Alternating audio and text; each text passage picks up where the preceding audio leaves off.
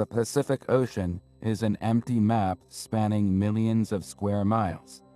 Yet ancient Polynesian voyagers crossed it using no instruments at all. Their secret was a lost science of navigation, reading the stars, waves, and wind. By the end of this, you will understand how they achieved the impossible and settled the most remote islands on Earth. How did they memorize a moving star compass? What did they hear in the ocean's pulse that we cannot? What does it truly mean to feel your way across an open sea? To grasp their accomplishment, you first need to feel the size of their world. The Polynesian Triangle is not just a large area. It is a staggering expanse of open ocean. Picture a map stretching from the frozen peaks of Hawaii all the way down to the fjords of New Zealand, and then reaching east to the lonely statues of Easter Island. This triangle of sea covers more than 10 million square miles. That is an area larger than the entire continent of South America, a canvas of nothing but water and sky. This was their highway. Their story begins not in the center of this vastness, but at its western edge, around 3,000 years ago. From the islands of Southeast Asia, the ancestors of the Polynesians began to push east. Generation after generation, they sailed into the rising sun. They found and settled island groups like Fiji and Tonga and Samoa, but they did not stop. Their voyages became longer, more daring, pushing into the empty heart of the Pacific. They eventually reached the corners of the triangle, finding specks of land so remote they seem like accidents. How did they know where to go? They were sailing toward islands that were, for all intents and purposes, invisible, hidden beyond the curvature of the earth itself. This was not a single journey, but a slow, deliberate migration that unfolded over centuries, a testament to a culture built not just on land, but on the open sea. Their entire world was a map written in nature. This was wayfinding, a living art of navigation that required no instruments, no charts, no magnetic needle. For European explorers, the sea was a void to be conquered with tools. For the Polynesian wayfinder, the ocean was a text to be read. Every element of the world around them became a clue, a signpost pointing toward land or confirming their course. This knowledge was not written down in any book. It was a sacred science, passed orally from a master navigator to his chosen student, a chain of wisdom that could take a lifetime to fully master. The student would learn to see the stars not as distant points of light, but as a moving compass. They learned to feel the subtle shift in ocean swells as they bounced off distant islands. They could interpret the specific flight patterns of birds returning to their nests at dusk. They could even taste the air or note the color of the clouds, sensing the presence of an unseen island over the horizon. This was a holistic practice, a deep and constant conversation with the environment. A master navigator did not just know these signs individually, he could synthesize them all at once, maintaining a mental picture of his position and direction while sailing for weeks out of sight of land. His mind became the vessel's true guide, a library of natural phenomena constantly updated by his senses. This was the heart of their success, a skill so refined it turned the greatest ocean on Earth into a familiar pathway. The night sky was not a random scattering of lights. It was a grand, rotating compass dial. For the Polynesian navigator, the stars were fixed points in the endless dark, each one a reliable beacon.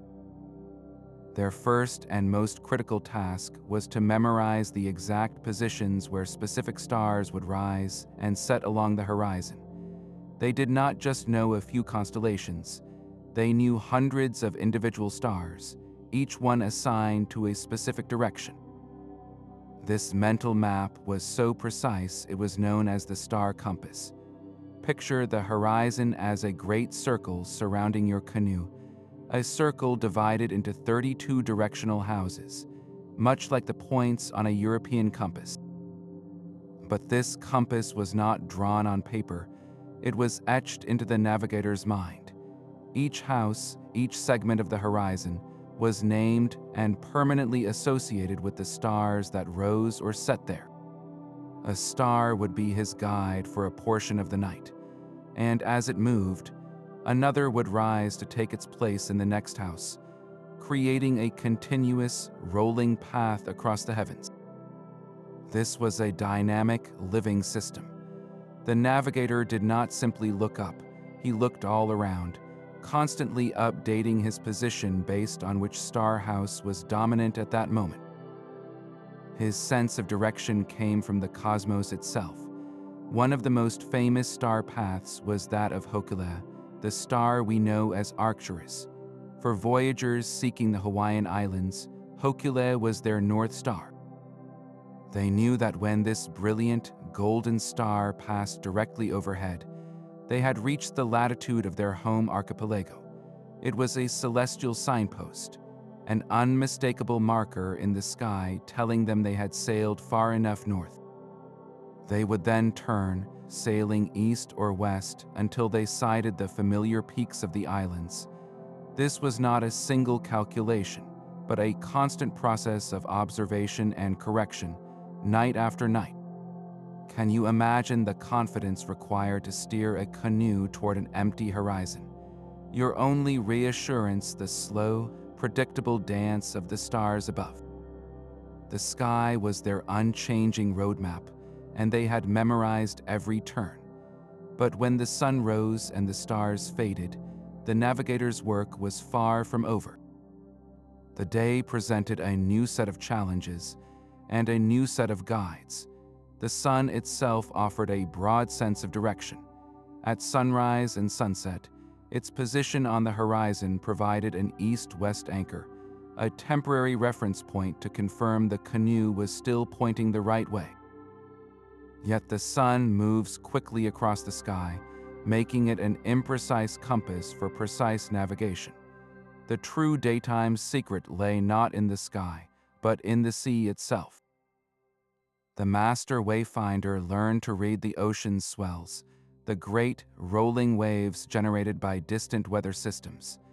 These swells were the ocean's steady heartbeat, a constant, underlying rhythm beneath the choppy surface waves. A navigator would memorize the dominant direction and feel of these primary swells. He would lie down in the canoe, sometimes even submerging part of his body in the water, closing his eyes to eliminate visual distraction. With his entire being, he would feel the canoe's gentle, rhythmic rise and fall. He was listening with his skin, feeling the deep pulse of the Pacific. His mind became a sensitive instrument, detecting the slightest interruption in that rhythm. This is where the magic happened. When a swell encountered an island, even one far beyond the horizon, it would bounce back. This reflected wave would create a secondary pattern, a subtle cross swell that interfered with the main ocean rhythm. The navigator, lying still in the hull, could feel this faint echo. That interference was a signal. It told him that land was near, and it even hinted at the direction from which the echo came. He was essentially using his canoe as a giant ear, listening for the ocean's whisper about unseen shores. He could distinguish between the long, deep swell from the north and the shorter, sharper swell from the east, and any new pattern that spoke of a distant atoll. This skill transformed a featureless blue expanse into a detailed tactile map. Can you feel the concentration required, the total immersion in the environment? The ocean was never silent or empty to those who knew how to listen. But distinguishing between these different ocean movements was a critical skill. The sea is a complex mix of forces, and the navigator had to separate the signal from the noise. He classified the water's motion into three distinct categories. First were the wind waves, the small, choppy, and temporary ripples created by the local breeze. These were meaningless for navigation, just surface chatter.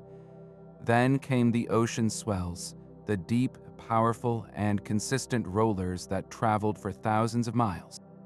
These were his primary guide, the steady rhythm he memorized.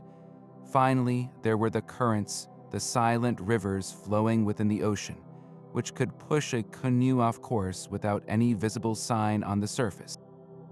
A master wayfinder learned to sense all of them simultaneously. He could feel a current's pull by observing the canoe's wake or watching how it drifted relative to a specific star. He could ignore the distracting chop of the wind waves and focus only on the profound, reliable pulse of the swells. This created a three-dimensional mental map of the ocean's movements. He didn't just know he was sailing north.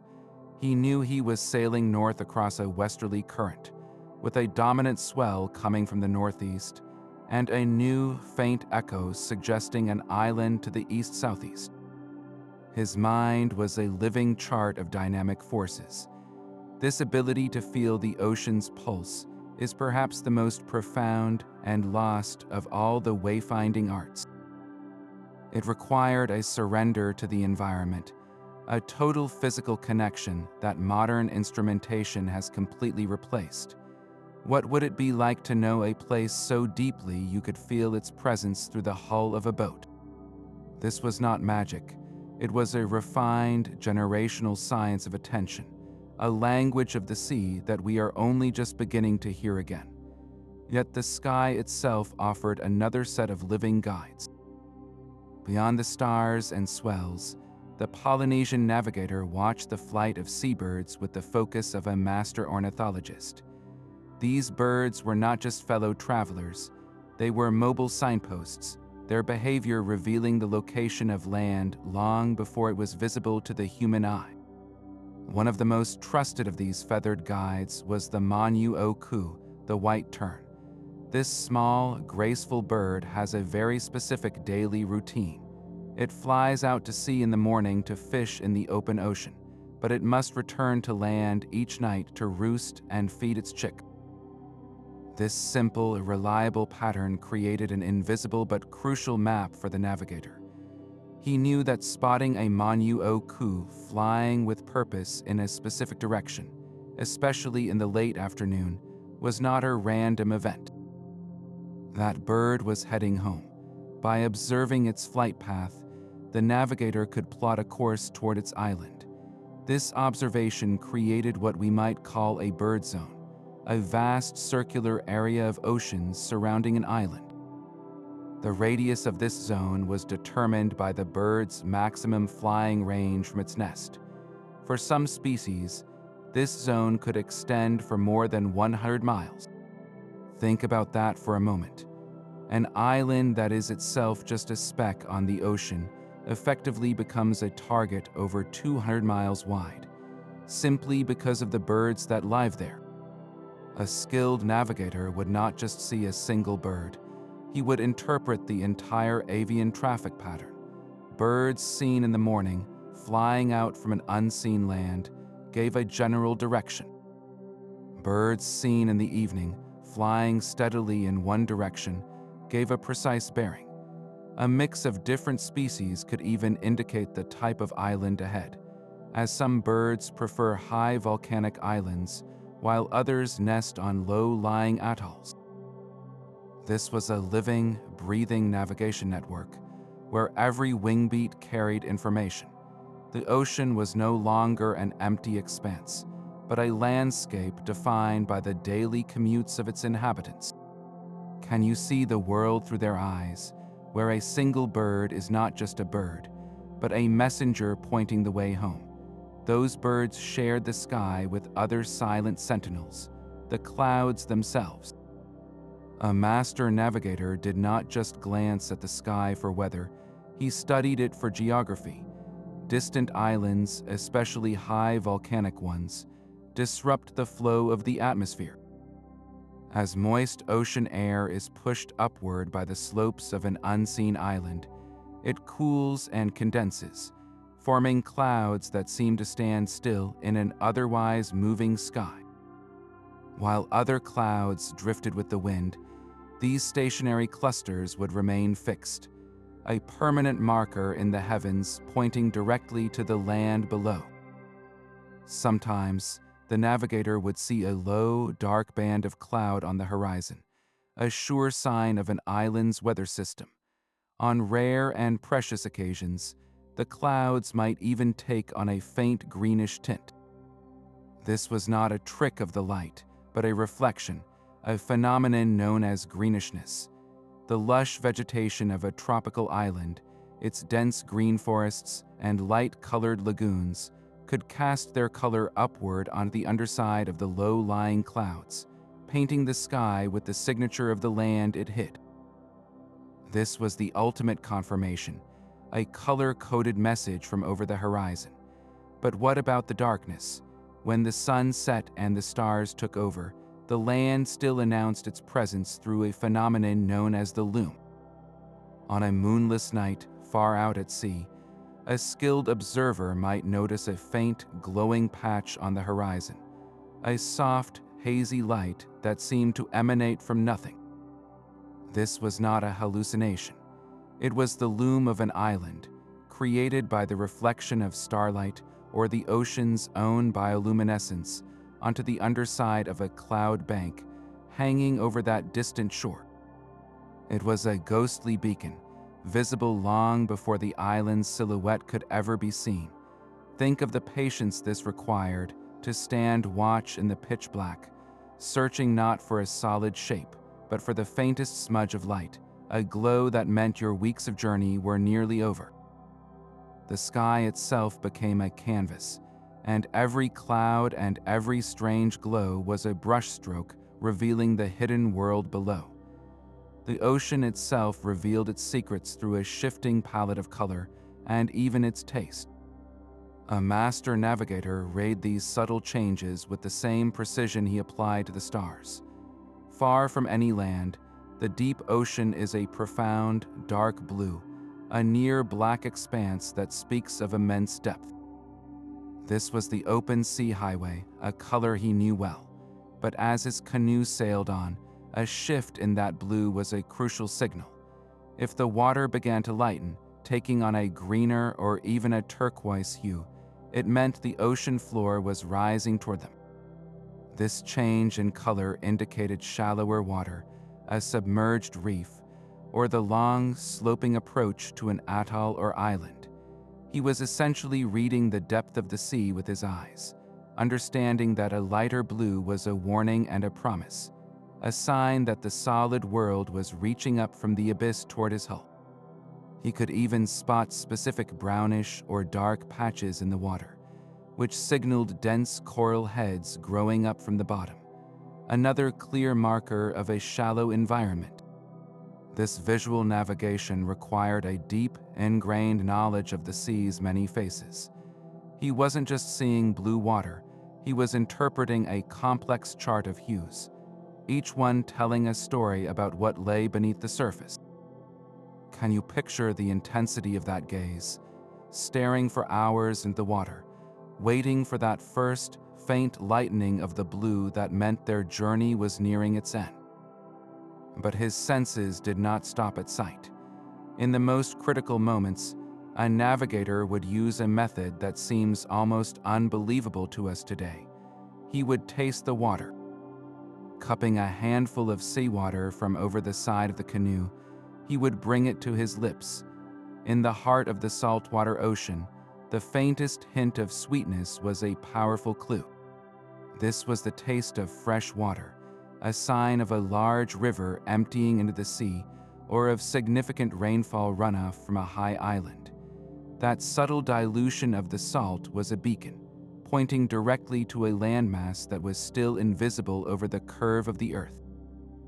He might also notice a change in the water's texture or the presence of specific debris, like leaves or floating vegetation. but the taste test was one of the most direct and personal connections to the land.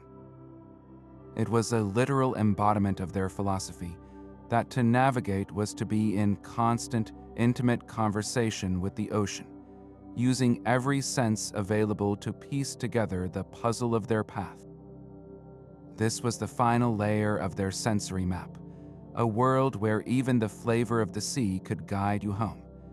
These technological marvels were the voyaging canoes, the very engines of Polynesian discovery. Without these specialized vessels, the navigators' profound knowledge would have been confined to the shoreline. The greatest of these were the double-hulled canoes, immense catamarans that were the equivalent of ancient oceanic spaceships.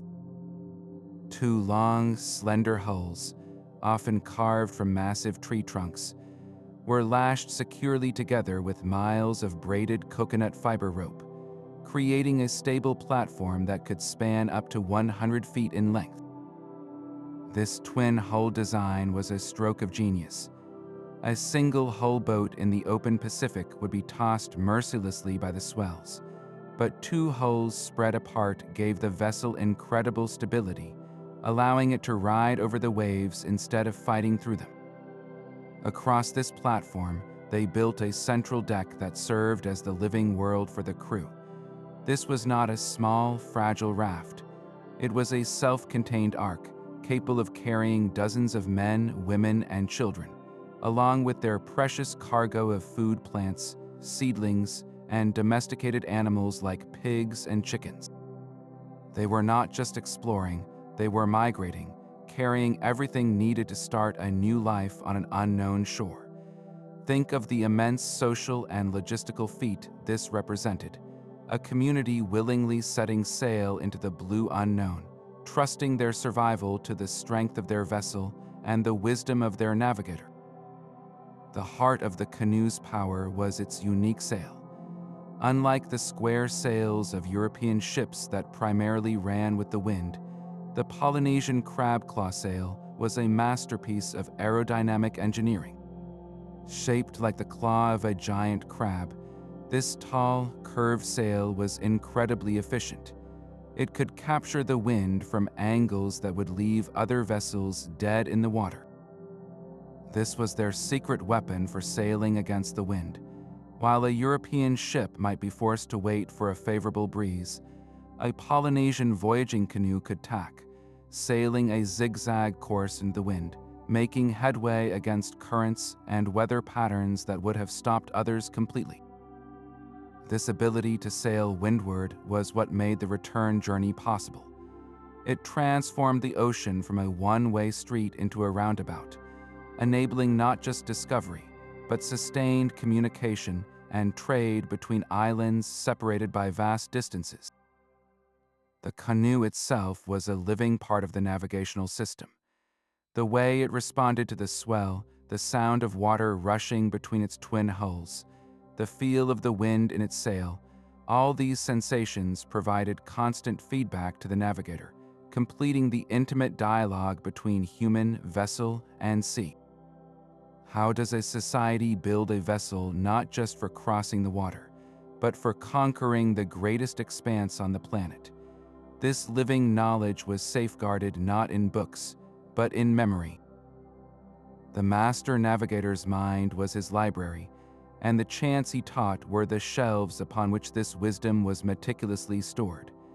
These were not simple songs, but complex, rhythmic compositions that encoded everything from star paths and ocean currents to the precise sequence of landfalls on a long voyage. A single chant could be a living map, its stanzas acting as waypoints across hundreds of miles of open sea. One famous example is the Hawaiian chant of Kumulipo, a creation chant that also details the order in which the Hawaiian Islands were discovered and settled, embedding historical navigation routes into the very story of life's origin. Can you hear the layers of meaning, where a spiritual narrative also serves as a practical guide for future generations? The apprentice did not just memorize words, he absorbed a rhythm, a cadence that mirrored the journey itself. The steady beat of the chant echoed the rhythm of the ocean swells, and the names of the stars were recited in the exact order they would appear on the horizon during a specific season. This oral tradition was a rigorous, sacred discipline. A student might spend years, even decades, sitting at the feet of his master, repeating these chants until they were woven into the fabric of his own consciousness. There were no shortcuts, no written notes to fall back on. The knowledge had to become as instinctive as breathing, because in the middle of a stormy night, with the stars obscured and the swells chaotic, there would be no time to consult a scroll. The chant would rise from within, providing a mental anchor and a clear sequence of what to do next. This was how a culture without a written language built a databank that spanned an ocean, ensuring that the path to a tiny, remote island would not be lost, even if centuries passed between voyages. The chants were the heartbeat of their civilization, a pulse of information that kept their world connected across the vast, silent deep. What would it be like to carry the entire atlas of your people in a song you could never forget? This grand tradition, however, did not last forever. The arrival of European ships in the Pacific marked the beginning of a swift and tragic decline for the wayfinding arts. With colonization came a collision of worlds, and the sophisticated knowledge that had populated an ocean was suddenly dismissed as primitive superstition. The colonizers brought with them new technologies, like the magnetic compass and the sextant, which were presented as superior, more scientific tools. Why would anyone spend a lifetime learning to feel the swells when a small needle could tell you north? The value of the ancient skills was undermined, seen as obsolete in the face of these modern instruments. But the loss was far deeper than a simple technological replacement. Devastating new diseases, to which Polynesians had no immunity, swept through the islands. These epidemics killed vast numbers of people, and among them were the master navigators, the living libraries who held the star compasses and the long chants in their minds. When a master died without a fully trained apprentice, an entire lineage of knowledge, refined over centuries, could vanish in a single generation. The chain of oral tradition was broken, link by tragic link. The cultural suppression that followed was equally destructive. Western education systems and missionary influence actively discouraged traditional practices. Children were sent to schools where they were taught that their ancestors' methods were pagan and unsophisticated. The chants that held the navigational maps were condemned, the old gods forgotten. The voyaging canoes were left to rot on the beaches, replaced by trading schooners. Within just a few generations, the ability to build the great double-hulled vessels faded. The memory of the star paths grew dim. The subtle language of the swells fell silent.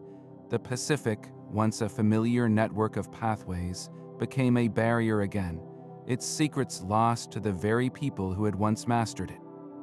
The unthinkable had happened.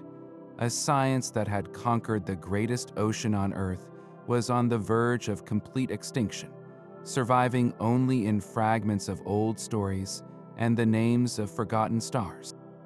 How could something so profound, so essential to a culture's identity, simply disappear? That silence stretched across the Pacific for generations. The great voyaging canoes were gone, the star compass was fading from memory, and the chants that once mapped the ocean were nearly forgotten. It seemed the ancient art had vanished forever, lost to time and history. But on a tiny, remote island called Satawal, in the Caroline Islands, one man still held the keys to this lost world. His name was Maupilug, and he was perhaps the last traditional master navigator left on Earth. He was a living bridge to a past that everyone else assumed was gone. From his earliest childhood, Mao was chosen. He was raised by his grandfather, a renowned navigator, who instilled in him the sacred knowledge. He learned the star compass not from a book, but by lying on his back in an outrigger canoe, his grandfather pointing out each star house as they passed overhead. He learned to feel the swells, to read the clouds, to understand the language of the birds. He underwent the sacred initiation, the PWO ceremony, becoming a master navigator in the unbroken line of his ancestors. For years, he was the sole keeper of a flame that was flickering dangerously low. Then, in the 1970s, a group of Hawaiian artists and activists had a radical idea. They wanted to build a traditional double-hulled canoe, the hokula, and sail it from Hawaii to Tahiti using only ancient methods. It was a mission to prove their ancestors were not accidental drifters, but intentional, brilliant explorers. There was just one problem. In all of Hawaii, no one knew how to navigate the old way. The knowledge was gone. They needed a navigator, and they found one in Maupiailuk. He faced an impossible choice. His tradition was secret, meant only for those from his own island, passed carefully from a master to a chosen few. To share it with outsiders was a profound break with custom, a potential betrayal of his teachers. But he looked at the eager Hawaiians and saw the same spark he carried. He saw that if he did not share his knowledge, it would die with him. So he said yes. In 1976, Mao stood aboard the hokula as it left Hawaii, bound for Tahiti. For 34 days and nights, he guided the canoe across 2,500 miles of open ocean. He used no compass, no sextant, no charts. He used only the stars, the swells, the birds, and the clouds. The crew watched in awe as he would sit for hours, perfectly still, feeling the canoe's motion, his eyes scanning the horizon, his mind holding a perfect mental image of their position. When clouds obscured the stars for days, he navigated by the ocean's pulse alone. And then, on the 34th day, he pointed and said land was near. Soon after, the lush peaks of Tahiti rose from the sea. He had done it.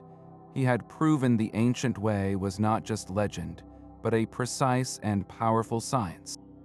That single voyage ignited a cultural renaissance across Polynesia. Maupiailuk did not just save a navigation method. He helped an entire people reclaim their history and their pride. He became a teacher, breaking tradition to train a new generation of navigators, ensuring the flame would not be extinguished. What does it take for one man to carry the weight of an entire culture on his shoulders, and then have the courage to give it away so that it might live on? The voyage of the hokula was far more than a simple crossing.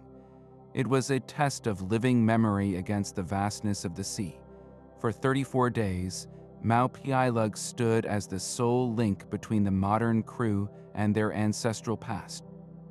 He slept in short, fitful bursts, his mind constantly tracking their position. The crew watched him, a solitary figure silhouetted against the stars, his hands sometimes resting on the deck to feel the vibration of the water between the hulls. He was not just steering, he was listening, feeling, and remembering. When thick cloud cover blotted out the stars for days on end, a situation that would spell disaster for any instrument-dependent navigator, Mao remained calm. He retreated into his senses, focusing entirely on the rhythm of the ocean swells. He could feel the long, deep roll from the north, and he held the canoe steady against it, trusting the sea's deep, constant pulse to guide them when the sky had gone dark. This was the ultimate validation of the ancient science.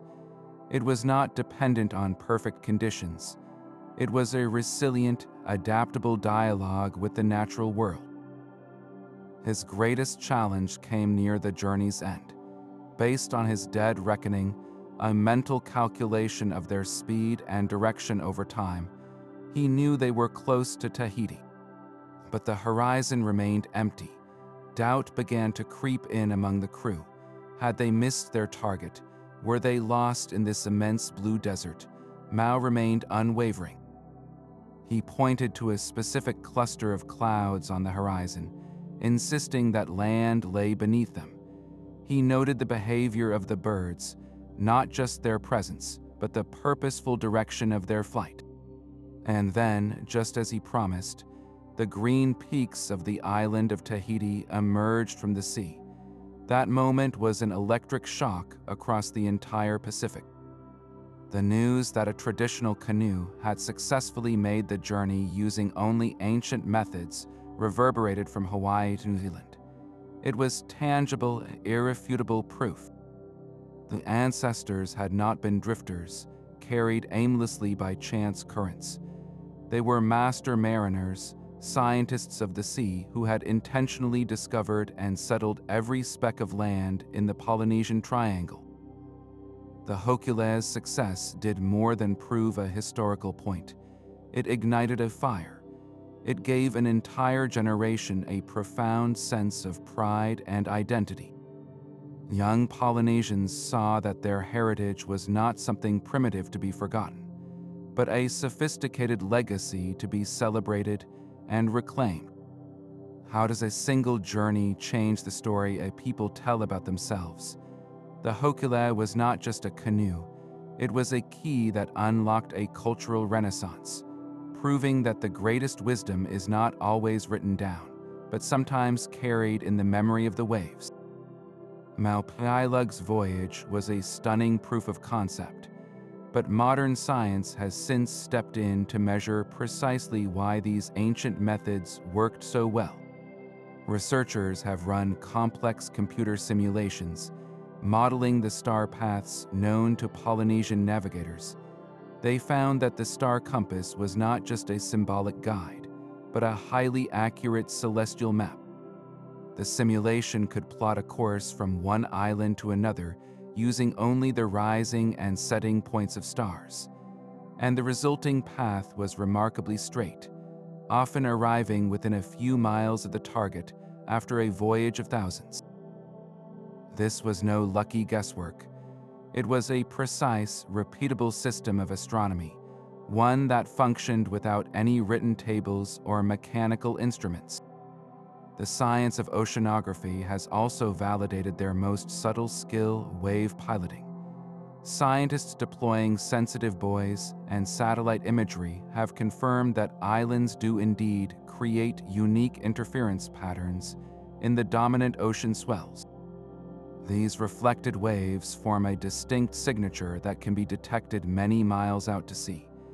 What the navigators felt as a faint cross swell was a real, measurable physical phenomenon. Their bodies were acting as living seismographs, tuned to the ocean's deep energy. Even the behavior of the birds has been scrutinized through modern ornithology. Tracking studies of terns and other seabirds confirm their daily commuting patterns, with flight ranges that perfectly match the vast bird zones described in oral tradition. The navigators' interpretation of avian traffic was not just folklore, it was an early and accurate form of animal behavior science. Every element of their world, from the stationary cloud over an island to the greenish reflection on its underside, has a basis in meteorology and physics. The ancient wayfinders were master observers, building a robust scientific model of their environment through generations of meticulous observation and testing. Their success was built on a deep, empirical understanding of the natural world, one that modern technology is only now fully able to quantify. This validation bridges centuries, connecting the intuitive genius of the past with the analytical tools of the present.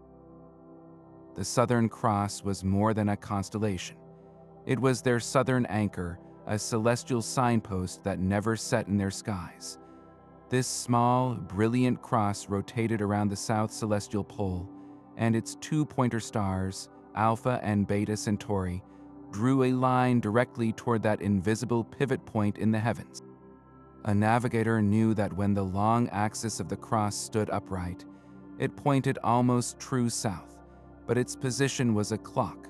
Throughout the night, he would watch as it tilted and turned, each orientation corresponding to a different direction on his mental star compass. The pointers themselves were another critical duo. The distance between them and the top of the cross was a standard measure, a celestial yardstick he could use with his outstretched hand to gauge other distances in the sky. This was not passive stargazing, it was active, constant measurement. He had names for each of these stars, names that tied them to stories and gods, embedding the practical data within a rich cultural narrative that made the information unforgettable. His star compass was populated by dozens of such guides. The constellation Scorpius, with its bright red heart antares, marked a house to the north. The great square of Pegasus signaled another direction as it rose. Each star had its assigned place, its home on the horizon circle. But this grand compass dial was not fixed. The sky changes with the seasons. A star that rose due east in 1 month would rise noticeably north or south of that point just a few weeks later. A master navigator did not just memorize one static map. He held multiple maps in his mind, one for each season. He knew the precise timing of these shifts, understanding the annual rhythm of the heavens as intimately as he knew the rhythm of the waves. A voyage planned for the month of the bonito fish would use a different set of guiding stars than a voyage planned for the month of the breadfruit harvest. This required a profound sense of celestial timing. He knew that the Pleiades cluster, known as Matariki or Macaulay, was a signal for the new year and a key navigational marker for voyages to the north.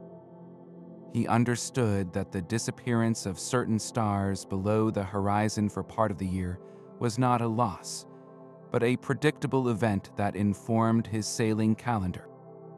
His knowledge was a dynamic, living system, updated each night by observation and corrected by a lifetime of stored experience. Can you hold the entire moving sky in your mind, knowing not only where a star is tonight, but where it will be next week, and what star will take its place? This was the navigator's true genius, a mind that could dance with the turning cosmos. This sacred knowledge demanded a lifetime of devotion. Becoming a master navigator was not a career choice, it was a calling, one that began not in adulthood, but in the earliest days of childhood. A boy chosen for this path, often from a lineage of navigators, was taken under the wing of a master, usually his grandfather or uncle. His education did not start with grand theories of the ocean, but with the most fundamental of tasks, learning to see and to remember. He would be taken out in a small canoe at dusk and told to lie on his back. His master would point to a star as it rose above the horizon. He would not just be told its name, but the exact house it belonged to on the star compass. Then another star would rise, and another, until the entire dome of the night sky was a map of named and known points. He would repeat these names over and over, until he could recite the star paths for any season without a single moment of hesitation. His mind was being forged into a celestial almanac. During the day, his training shifted to the sea. He would lie in the canoe, eyes closed, and be asked to describe the swells. What is the direction of the primary swell? Is there a secondary swell crossing it? Can you feel the difference between the deep ocean roll and the chop of the local wind waves? This was not a lesson he could read about. It was a sensory education, a calibration of his entire nervous system to the rhythms of the planet. He learned to identify birds not just by sight, but by their flight patterns, knowing which species flew far from land and which were always tethered to the shore. Every moment was a lesson. Every element of the natural world was a page in a textbook he had to memorize by heart. Can you feel the weight of that childhood, where play was practice and the entire universe was your classroom? This was a total immersion into a way of seeing that few ever experience. The ultimate test was the sacred initiation voyage. After years of coastal training, the apprentice would join his master on a long, open ocean journey. This was his final examination, and it was conducted entirely without mercy from the elements. He would be given the helm, tasked with holding the course for hours, then days, while the master observed. The master would create challenges, asking him to identify their position when the stars were hidden, or to predict the next landfall based on the swell patterns and the bird life.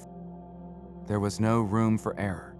A single mistake could mean missing an island by dozens of miles, a failure with potentially deadly consequences.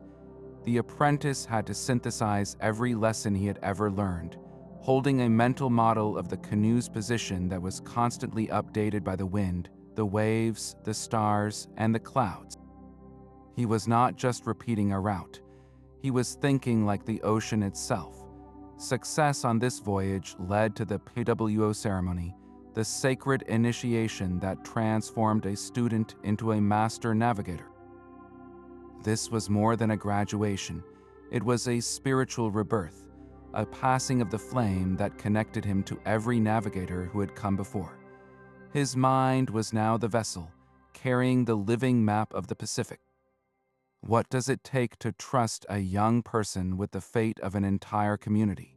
To place the collective destiny in a mind trained to hear the whispers of the sea? The most daring voyages pushed east, far beyond the known archipelagos, into a void where the star compass pointed toward lands that existed only in legend. Their ultimate challenge lay in finding a place like Rapa Nui, Easter Island. A volcanic speck so isolated it feels like the most remote place on the planet. It sits alone, over 1,000 miles from its nearest inhabited neighbor and 2,000 miles from the coast of South America. To reach it, navigators had to sail directly into the vast, empty eastern quadrant of the Pacific, a region with fewer guiding stars and a different rhythm of swells. How did they even know to look for it? One compelling theory suggests they were not sailing blindly, but following a deliberate strategy of expansion, using the predictable migration of birds as a long-range signal.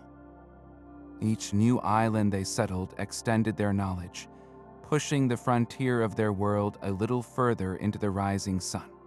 From the Marquesas Islands, a chain known as a traditional launching point for Eastern exploration, a navigator would have observed the seasonal flight paths of birds like the golden plover. These birds migrate east across the Pacific, and their consistent direction would have been a powerful clue that land existed in that immense emptiness. The navigator was not following the birds on their long journey, but interpreting their behavior as a signpost, a natural confirmation that the ocean was not endless. He would then set his sail, using the dominant easterly trade winds to his advantage. Sailing east from the Marquesas required a different technique, often involving sailing slightly south of east to compensate for the northward push of the current and wind. He would have relied heavily on his daytime skills, reading the subtle shifts in the swell patterns that indicated no major landmass for thousands of miles in any direction. The star path for this journey would have been less familiar, using stars that rose later in the night, stars that were lower on the eastern horizon. For weeks, the only confirmation of their course would be the constant, unchanging deep blue of the water and the steady pattern of the waves. Then a change. The navigator, feeling the canoe's motion, might detect a faint new interference in the swell, a tiny echo from a landmass still far beyond sight. He would watch the clouds for that telltale stationary cluster. And then, on the horizon, a faint, dark smudge would appear, not of land, but of the loom, the ghostly reflection of the island on the underside of the clouds. As they drew closer, the water would lighten from profound blue to a greener hue, signaling the shallowing approach to the island's submerged slopes. Finally, the distinct profiles of the volcanic peaks of Rapa Nui would break the line of the sea. They had found it. The settlement of Easter Island was not a story of desperate castaways, but of intentional explorers using every facet of their art to find a needle in a blue haystack. It stands as the ultimate testament to their courage and the precision of their wayfinding science, a science that turned the planet's greatest ocean into a place they could call home. A master navigator's art was a conversation with time itself. While the stars provided direction, it was the rhythm of the seasons that dictated when to sail. They understood that the ocean's moods shifted with the calendar, and a successful voyage depended as much on impeccable timing as on a perfect course. The dominant force in this seasonal dance was the trade winds, steady, reliable streams of air that blow across the tropics. For much of the year, these winds blow from the east, providing a powerful, natural engine for westward exploration. A navigator planning a journey from Tahiti to the Cook Islands would wait for this season, knowing the wind would be at his back, speeding him toward his target. But what about the return trip?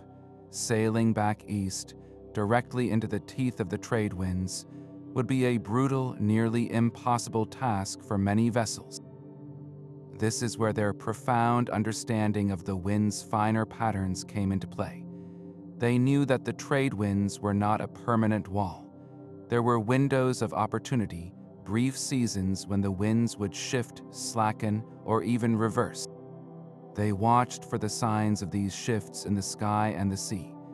A change in the cloud formations, a specific swell pattern from an unusual direction, or even the behavior of certain fish could signal that the weather was about to turn. They might wait for a period of lighter, variable winds, or even for the rare westerlies that would allow them to sail east more comfortably. This was not guesswork. It was a sophisticated, long-term weather forecasting system built on generations of observation. Their entire voyaging strategy was built around this ebb and flow. Major expeditions were not undertaken on a whim.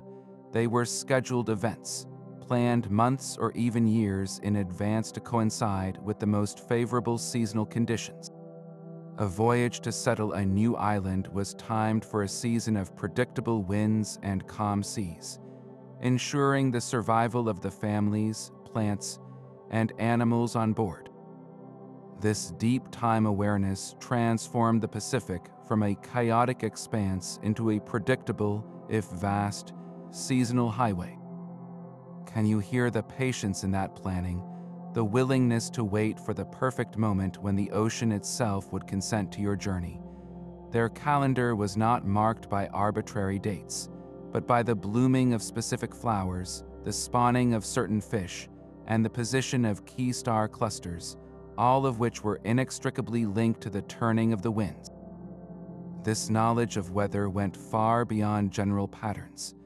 A navigator was a master meteorologist, able to read the sky for signs of immediate danger or favorable passage. He could distinguish between the puffy, fair-weather cumulus clouds and the high, wispy cirrus that often heralded a change in the weather.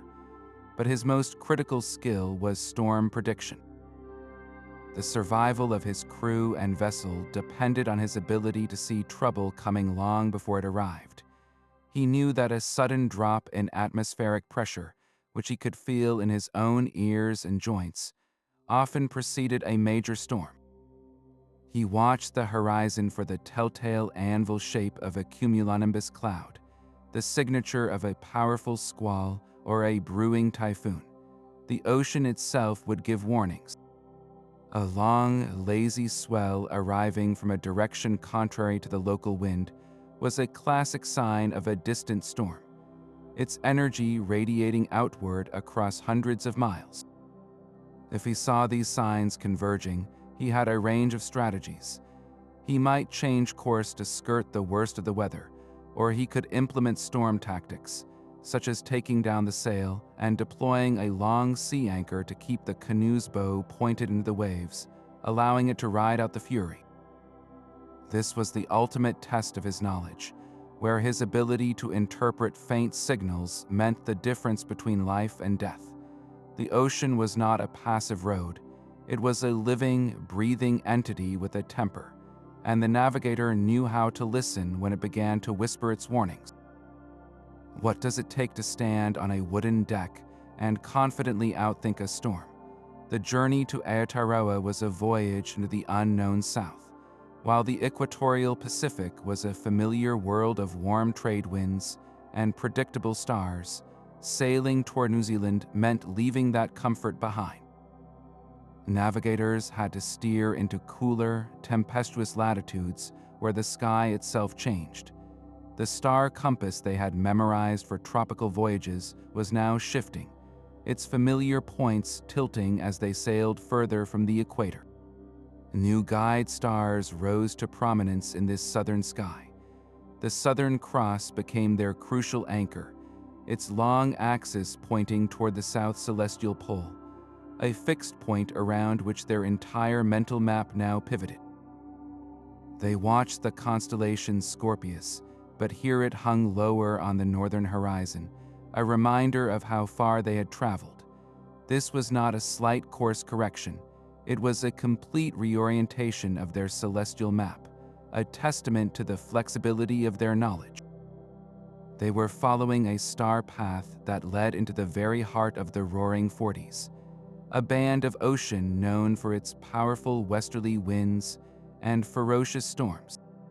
What kind of courage does it take to sail toward a horizon known for its fury, trusting only your memory of the stars to guide you? The ocean itself transformed. The warm, deep blue waters gave way to a colder, greener sea. The dominant swell patterns changed, no longer driven solely by the easterly trades, but by complex weather systems sweeping in from the west.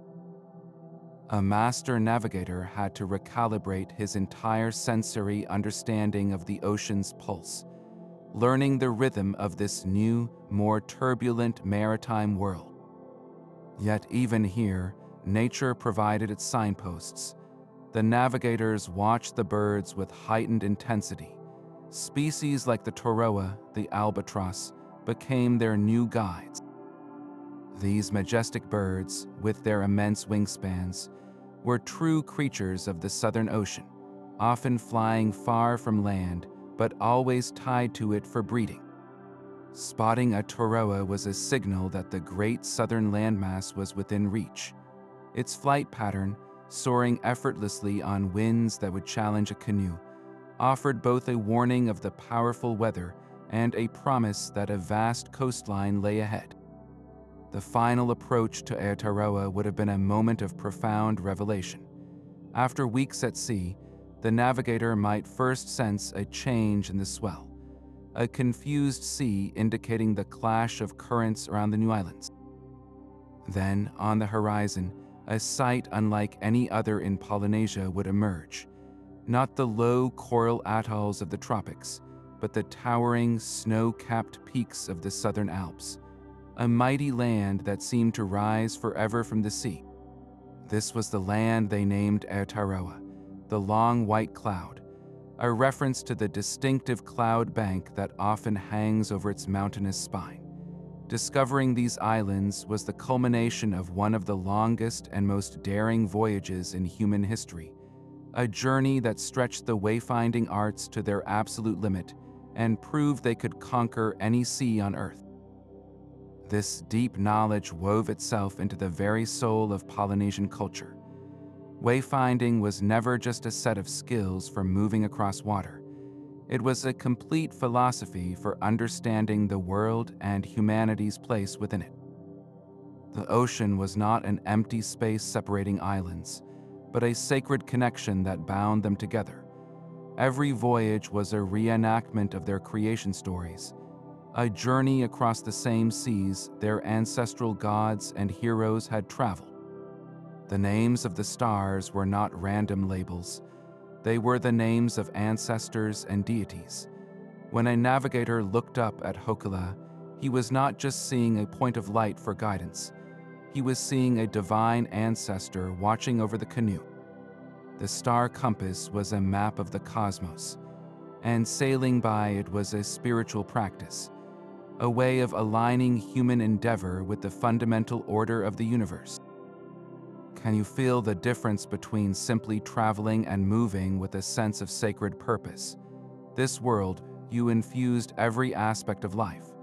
Genealogies, the chants that traced family lineages back to the gods, were often interwoven with the star paths and names of ancient canoes. To know who you were was to know where you came from, and that was a story written in the stars and the sea routes your ancestors had sailed. Your identity was literally charted across the ocean. Because of this, the master navigator held a position of immense prestige and responsibility.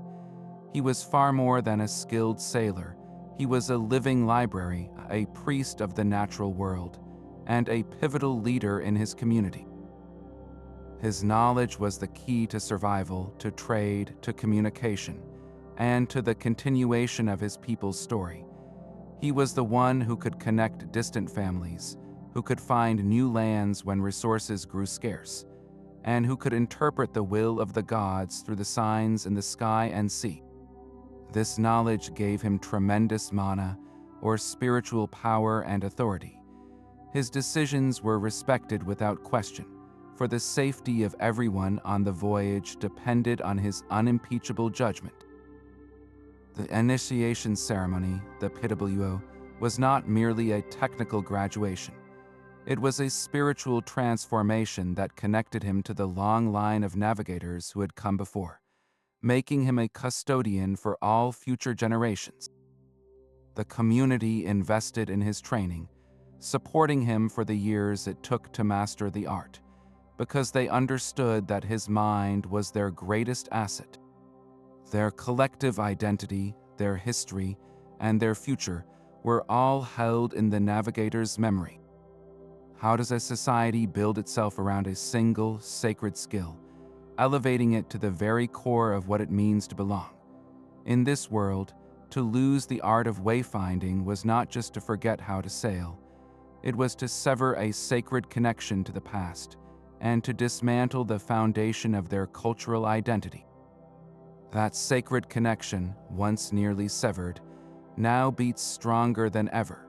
Across Polynesia, a powerful cultural movement is breathing new life into the ancient art of wayfinding. Modern navigation schools have sprung up from Hawaii to Aotearoa to Tahiti, places where young students can learn the star compass and the language of the swells. These are not museums preserving a dead tradition, but vibrant hubs where the old ways are practiced on the open ocean. Students don't just memorize star names from a diagram, they spend nights on the water, learning to feel the canoe's movement as it rides the deep ocean rollers. They are rebuilding the mental libraries that colonization and time had almost erased, forging a new generation of navigators who carry the same profound knowledge as their ancestors. The seed that Maupiailug planted has grown into a forest. The Hokula itself did not retire after its first legendary voyage. It became the flagship of a global movement, embarking on a multi-year journey around the world. This was not a race or a stunt, but a mission of peace and environmental stewardship, a way to share the Wayfinder's philosophy of caring for our planet. As the canoe sailed from port to port, its crew of modern navigators, trained in the ancient methods, connected with people everywhere. They spoke of seeing the Earth not as a collection of separate countries, but as one large island, a fragile vessel sailing through the cosmos that we all must learn to care for. These worldwide voyages have captured the imagination of millions, showing that this ancient knowledge holds urgent, modern lessons about sustainability, and our connection to the natural world. This revival is also finding its way into the classroom, but not to replace modern education. Instead, it enhances it. In Hawaii, students might learn geometry by studying the angles of the crab claw sail, or biology by tracking the migration patterns of the golden plover. The star compass is taught alongside the magnetic compass, not as a primitive alternative, but as a different way of understanding space and direction, one that requires immense memory and spatial reasoning. This integration empowers young Polynesians, giving them a deep pride in their heritage while equipping them with critical thinking skills. They learn that their ancestors were not just survivors, but brilliant scientists and explorers whose legacy they can carry forward. The art of wayfinding is no longer a fading echo, but a living, evolving conversation between the past and the future. How does a skill once on the brink of extinction become a beacon for the next 1,000 years? Yet for all we have learned, the full map of their voyages is still incomplete. Scholars continue to debate the precise mechanics of some techniques, their voices forming a modern chorus of inquiry over the ancient sea. One of the most heated discussions centers on the navigators' ability to sense land from incredible distances. We know they read the swells, but could they truly detect an island from 100 miles away, or even 200, just by feeling the ocean's pulse? Some researchers argue this would require sensing wave patterns too subtle for the human body to register, suggesting these stories might be a blend of sharp observation and well-honed intuition. Others point to modern wave science, confirming that islands do create unique interference signatures that travel for vast distances, leaving the door open to the possibility that the ancient masters were even more sensitive than we can currently prove. The exact routes to the most remote islands also remain a mystery. We know they reached Rapa Nui and Hawaii, but which star path did they follow first? Was it a single, daring voyage of discovery, or a slower, island-hopping expansion that has left no archaeological trace in the vastness between? The settlement of Aotearoa presents its own puzzle. Did Polynesian navigators arrive there in one direct shot from Central East Polynesia, a journey of over 200 miles, or did they first find and settle the subantarctic islands to the south, using them as stepping stones? Each theory paints a different picture of their courage and their strategy. Perhaps the most profound loss is the granular detail. We have reclaimed the star compass, but how many unique chants, each a detailed map to a specific and now forgotten island, faded from memory when the last navigator who knew them passed away? How many nuanced weather signs or subtle bird behaviors vanished without a trace? The revival of wayfinding is a magnificent achievement, but it is also a restoration of a framework within which an untold number of specific routes and secrets are gone forever. This is the enduring allure of the Polynesian story. It is not a closed book, but a living puzzle, its final chapters still waiting to be read in the stars and the sea. Their forgotten science now whispers urgent lessons to our modern world. In an age of global positioning systems and digital charts, the Polynesian wayfinder's art feels more relevant than ever, not as a replacement for technology, but as a vital philosophy. Modern sailors, especially those on long oceanic voyages, have begun integrating these ancient principles. They learn to look up from their screens, to feel the wind on their skin, and to read the water's surface. This is not about abandoning their instruments, but about building a deeper, more resilient awareness. A sailor who can sense a wind shift before the anemometer registers it, or who can spot the faint loom of land at night, possesses a backup system that no battery can power. This holistic awareness transforms sailing from a technical exercise into a true conversation with the sea. The most profound lesson lies in environmental stewardship. The Wayfinder's world was one of profound interdependence, where every bird, cloud, and current was part of a living system. To navigate was to understand that system intimately and to respect its balance. In our current climate crisis, this mindset is a crucial blueprint. We are learning, much like the ancient navigators, that we cannot simply conquer nature with our technology. We must learn to read its subtle signs and navigate within its limits. We are discovering that the health of the ocean's swells, the migration patterns of birds, and the clarity of the stars are all connected to our own survival. The Wayfinder knew he was a part of the environment, not separate from it. His survival depended on that relationship. Ours does too. This ancient wisdom is now inspiring the most futuristic of frontiers, space. Scientists developing navigation for long-duration spaceflight face a challenge eerily similar to that of the Polynesian voyagers. How do you find your way when you are far from any known landmark, when the stars are your only fixed points?